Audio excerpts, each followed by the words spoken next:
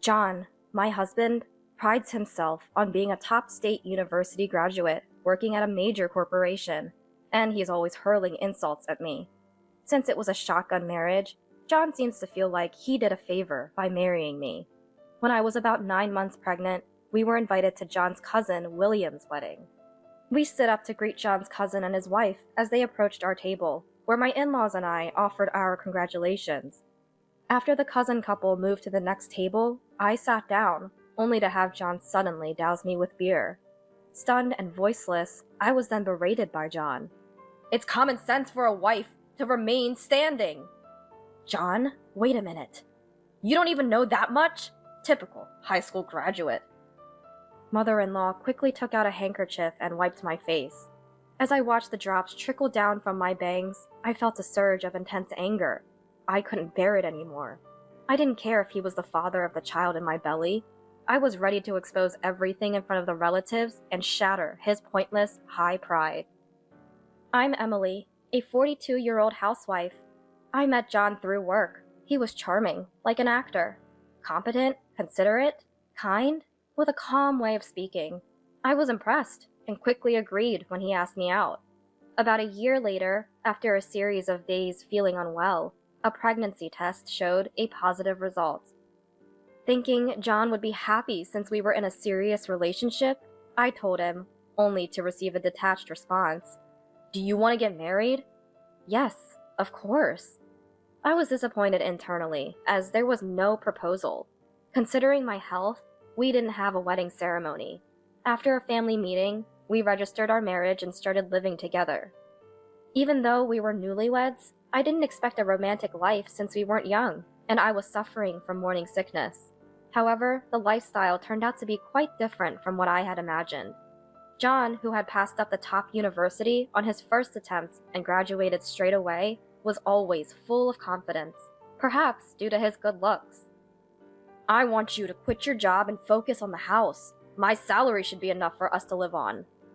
I quit my job before our marriage, as he had asked. To be honest, my morning sickness was so severe that I didn't feel confident balancing work and home. After marriage, his demeaning attitude towards me became more apparent.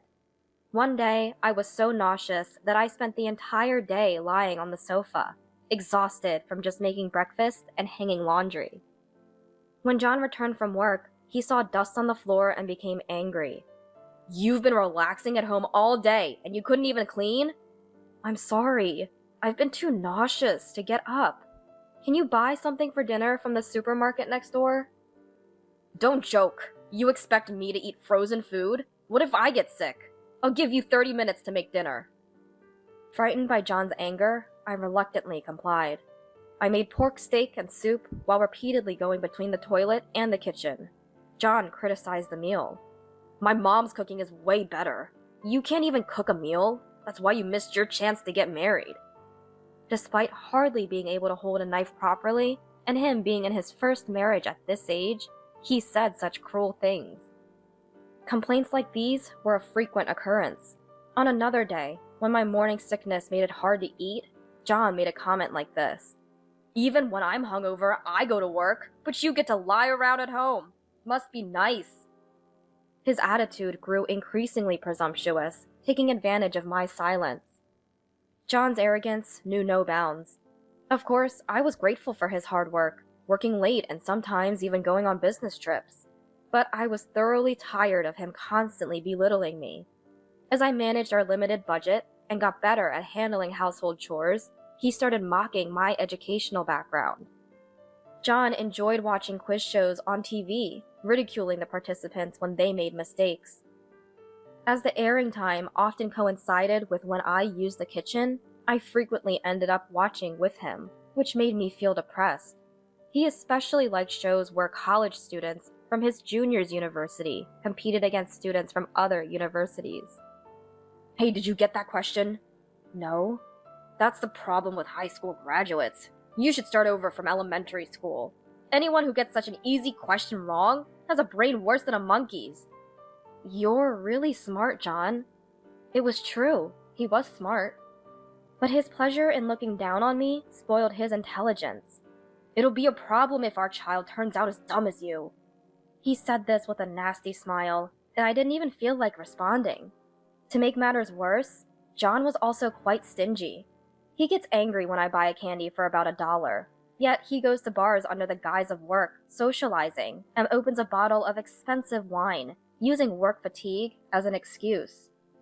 Reluctantly, I had to dip into my savings from my single days to buy cakes and meet up with my friends or my sister Mia at cafes when John was at work. "You got tangled up with a weird guy, big sis." Mia sympathized with me as I vented during lunch. Mia, who travels domestically and internationally for work, hadn't met John yet. Unlike me, who was reserved, Mia has a straightforward personality. When we were dating, he was considerate and had such a charming smile. So, his true colors showed after getting married. Hearing this kind of stuff makes me lose interest in marriage. Mia suddenly remembered something. "Speaking of which, I told you there was a reunion in our hometown the other day, right?"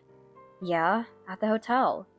"After it ended, we went drinking with the usual gang, and a guy approached me." "Really?" Mia and her friends are all glamorous beauties. "That guy, he was good looking, but so arrogant.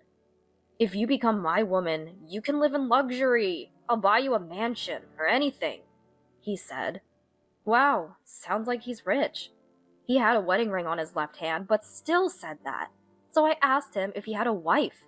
Guess what he said? "What?" "My wife lives off me. Whether I cheat or spend a fortune on other women, I won't let her complain." Yeah, it was so ridiculous. We just laughed it off and left the guy hanging as we left the bar. I wonder what era he thinks he's living in. Really, though. I thought to myself that it sounded like something John would say, but I didn't want to worry Mia, so I kept quiet. Lately, being with John feels suffocating. It's not just about education. Now, he even makes hurtful comments, like this, with a laugh, as if trying to assert his dominance over me. "You understand, right? I married you because you got pregnant. Someone like you should have been dumped. I'm kind because I'm supporting you. You should respect and serve me more. You're not grateful enough." So I'm like a cat or a dog he took in, out of pity. Yes. I realized that those animals might be treated with more care than I am. This thought made me feel miserable. The kindness he showed during our dating period was all a lie, but I held on to a hope that maybe John would change after the child was born, and I couldn't bring myself to consider divorce. As I approached 9 months of pregnancy, we were invited to John's cousin William's wedding. I was feeling better, and since it was at a nearby hotel, we decided to attend. I was excited to be part of such a glamorous event after a long time. At the wedding, I was completely mesmerized by the bride's radiant beauty next to groom William. "She's so beautiful. I wish I could wear a dress like that someday." Then John laughed beside me. "Don't bother. It'll just make your ugly face stand out more." John whispered just quietly enough so his parents at the table couldn't hear. "You don't have to say it like that. Lose 44 pounds, get plastic surgery, and look 20 years younger. Then I'll let you wear it." I bit my lip and looked down while the wedding march played. Why do I have to be spoken to like this? Unaware of my sinking spirits, the ceremony proceeded smoothly. After the toast, it was time for the bride and groom to change outfits. The atmosphere in the venue remained pleasant as small talk started at each table. After a while, John's cousin and his wife came to our table to greet us. We stood up to meet them and exchanged congratulations. After the cousin couple moved to the next table, I sat down following my in-laws. The moment I sat down, I felt something cold splash on my face. John had thrown beer at me. I was too shocked to speak. John yelled at me. "A wife is supposed to stand! Isn't that common sense?" "John, wait a minute." "Stay standing until we visited all the tables. Don't you know even that much? Typical high school graduate." "John, what are you saying? It's okay, everyone. Please sit down. I'm sorry, my son seems to be mistaken." My mother-in-law quickly took out a lace handkerchief and wiped my face. Watching the drops trickle down from my bangs, I felt an intense rage. I couldn't stand it anymore. I didn't care if he was the father of my child. I was ready to expose everything in front of the relatives and shatter his unnecessary high pride. While John was berating me, a woman who had been silently observing everything approached. She had been sitting at the friends table of William's wife and came over as soon as John sat down. Oh, it's really him. That's the guy who approached us at the hotel bar. What happened? Oh, right. The man who hit on us despite wearing a wedding ring. John turned pale-faced at Mia's revelation. Mia's friend spoke loudly enough for other tables to hear. What was it again? If you become my woman, you can live in luxury. I'll buy you a mansion or anything. Right, that's what he said. My wife lives off me. Whether I cheat or spend a fortune on other women, I won't let her complain. Yeah, he was boasting like that. I felt sorry for his wife. Wait, is that his wife? Your sister? What? Mia's sister is married to that flirtatious man? Why is Mia here? Oh, she's a friend of William's wife. Mia, who came over with friends from the same table, exaggeratedly showed up surprised upon seeing my face. Although it was clearly an act, it was going according to plan, as it shocked John. John's parents looked confused as they glanced between Mia, her friends, and John. You approached women even though you're married? No, Dad, don't believe what they're saying. John, sweating profusely, tried to make excuses. Are you saying my sister and her friends are lying? I confronted John. If you think it's a lie, shall we check the date and time? It should match exactly with the day you were away on business. John's face twisted as Mia and her friends mentioned the specific date and time, precisely when John had been away on business. It was precisely the day John was away on a business trip. This man is incredibly stingy. He hardly provides for living expenses, despite his high salary at a big corporation. He's about to become a father, but all he thinks about is having fun for himself. Handsome or not, it's off-putting. Mia's friends laughed, and John turned red and looked down. His friends looked at him with dismay. You're the head of the family. What are you doing? Don't embarrass us, please. No, Mom, it's not like that. Emily, do something. What am I supposed to do? My sister and her friends are just stating the facts. As I coldly rebuffed him, John got angry. If it's a fact, then show some proof. Did you record my words or something? You didn't, did you? At that, Mia and her friends fell silent. After they quietly returned to their table, John glared at me. So, you were plotting with your sister to embarrass me, right? That woman being at my business trip hotel was also a setup, from the start, wasn't it? I couldn't have done it without knowing the hotel you stayed in. You're cunning. You looked it up, didn't you? Well, it doesn't matter. You'll remember when we get home. As the bride and groom, who had changed outfits, re-entered, I ignored John's words and focused on the stage. Next was the time for the bride and groom to go round the tables of the guests, a table round. They were going to perform a candle service, lighting the candles. Suddenly, I noticed that John, who had been angry just moments ago, was gazing at William's wife with a wicked smile. On the other hand, William's wife was turning her face away from John in an unnatural manner.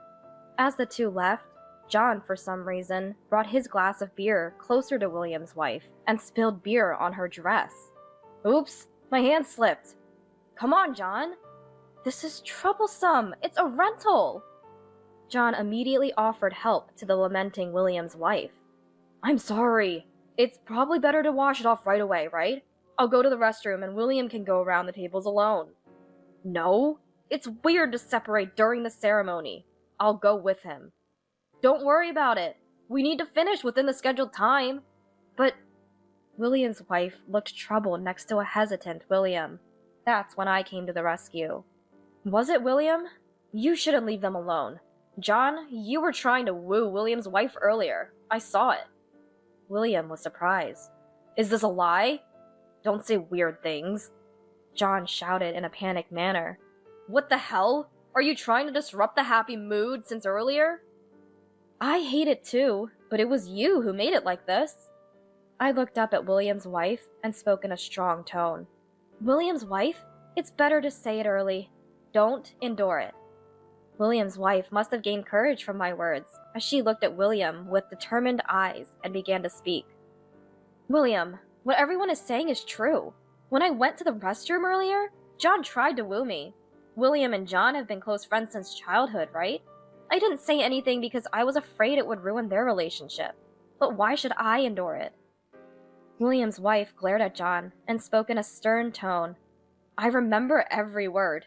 I'm going to tell everything. Stop it." Ignoring John's attempt to interrupt her, William's wife continued to speak with her voice echoing throughout the venue. He said, "I'm smarter than William, and work at a better company. You'd benefit more from being with me. Anyway, give me a call when you get back from your honeymoon." Really? Between this and the incident with Emily's sister and her friend, he's truly a man without common sense. John looked flustered as he alternated between glancing at William's wife and William's angry face. "William, you wouldn't believe a woman like her, right? We're best friends. Have you forgotten all the fun we had when we were kids?" To John, who was speaking rapidly, William responded coldly. "You should trust her. Hey, I knew you had a bad reputation with women, but trying to seduce a bride is ridiculous. Even if you're smart, I'm more decent as a person than you." William's anguished voice caused a stir in the venue. Why aren't the bride and groom coming to our table? They're just standing there. It seems John tried to woo William's wife, and William is angry. Huh? Well, he has every right to be angry. What's that guy thinking? Relatives who learned of the situation began to criticize John, one after another. John is handsome and the family's rising star, but he's always acted so high and mighty. He's still like that, even in his 40s. No growth at all. No matter how smart he is, he's morally despicable. He's a disgrace to the family. John's face turned red from his neck in no time as he listened to their comments. He's such a lousy guy. Maybe William should end their friendship. William is way cooler than that middle-aged guy. Shut up! John, who had stood up, shouted loudly throughout the venue. I was just teasing the bride a little, but she took it seriously. I invited her just to see if she'd easily fall for another man. It's a good thing she's not the type to be swayed by a random guy like that. You should thank me. Yeah. John exploded in anger at William, who smiled at the corner of his mouth. I bothered to attend this event, but it's enough. This ridiculous wedding is a waste of time. Dad, Mom, Emily, we're leaving. If you want to leave, go ahead. John was surprised when I announced this. I looked John straight in the eyes and made a clear declaration. I won't go back to that room anymore. I won't be living with you from now on. In reality, I wanted to present the divorce papers right here, but it would be uncouth to do it at the wedding, so I planned to send them to John later. I don't even want to see your face. Go home, quickly. It's bothering other people if you stay here forever. Saying that, John was momentarily stunned. Then he exploded in anger. It must be unbearable for him to be defied by me, who was usually obedient. Are you taking the child away from me? A competent father like me? There's no way a low-level mother like you can raise the child properly. You can leave, but hand over the child to me. I won't hand this child over to you. Then I'll hire a lawyer and fight for it. I'm obviously in a better position, being the superior one. What's advantageous about a dumb father? You're still completely out of touch with reality. I sighed in exasperation. Then, Mia, who had been silent for a while, stepped forward and handed John her business card. This is from me. If you'd like, I can introduce you to some acquaintances. The head of a law firm. The one that's a major player in the state. You knew about it? You're quite well informed, big brother. Mia smiled. I didn't know your sister was a lawyer. Why didn't you tell me? Oh, did you want to know? I thought I'd spare your needlessly high pride from being wounded. That's right. Big brother seems to have a misunderstanding. So, let me clarify. My sis may have only graduated from high school, but she prioritized her illness treatment and gave up her overseas studies. She had been accepted to Oxford University, but it's a shame she didn't go. Huh? Well, it's not something to brag about, so I didn't mention it. Our eldest brother graduated from Oxford University, and our younger brother graduated from Harvard University. Quite an international bunch, don't you think? John stared at me as if he had seen an alien. That's a lie! It can't be true! Emily can't answer any quiz show questions.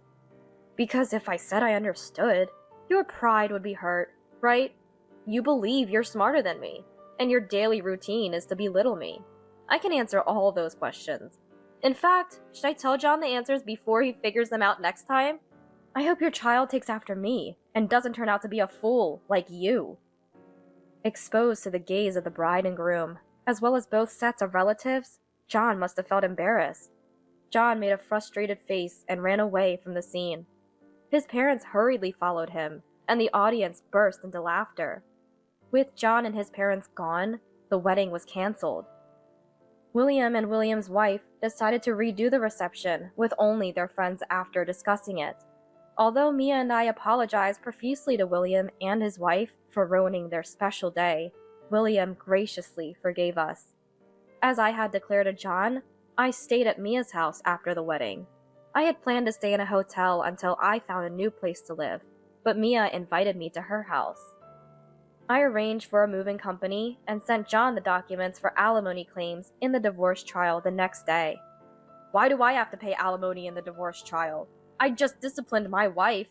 You're the one who decided to have a child on your own and raise it, so you're responsible for child support.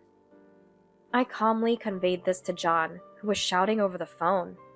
Oh, I see. So you're okay with going to court. That will cost you extra money, you know. I will give you the apartment, so please give me half of the appraisal value. Alimony and appraisal value in the divorce trial will be paid in a lump sum, of course. If you ignore it, I'll sue you, so be prepared. Emily, spare me from paying alimony in the divorce trial. I have to pay it to William too, and when you add them together, all my savings will be gone. I said this while feeling disgusted with John's pitiful voice. After making me save so much, you must have accumulated savings. But it's strange that it would disappear due to alimony in the divorce trial, don't you think? Did you spend the extra money on another woman? John fell silent. It seemed I had hit a nerve. I wasn't even angry. I had anticipated that, so I set the alimony in the divorce trial at a high amount. Afterwards, John gave up and transferred the alimony to my account. According to a story I heard from a friend later, there was an employee from John's company among the participants at the wedding, and it seems they spread the story of how he had ruined the wedding within the company. Having lost the trust of his superiors, John was transferred to a different department, and his salary was significantly cut. Although John was still able to perform his job, he had been quite popular among the female employees until now. But as soon as he fell from the elite path, he was completely ignored. John, who had completely lost his confidence, quickly spiraled down. His former coolness disappeared, and now he had a disheveled appearance with gray hair and a worn-out suit. It is said that when he occasionally spoke to female employees, they all screamed and ran away. I successfully gave birth to a healthy son, and since my parents' house is far away, I raised the child with the help of Mia. We moved into the apartment I bought with the alimony from the divorce trial, and when a spot opened up at the child care center, I entrusted the child there and started working at Mia's office. So far, child support has been deposited into my account every month without fail. Threatening to garnish his salary if he fell behind on child support seemed to be effective. Mia takes much better care of the child than John ever did. Now that there's no father in the picture, I plan to shower both of them with love and raise my child carefully.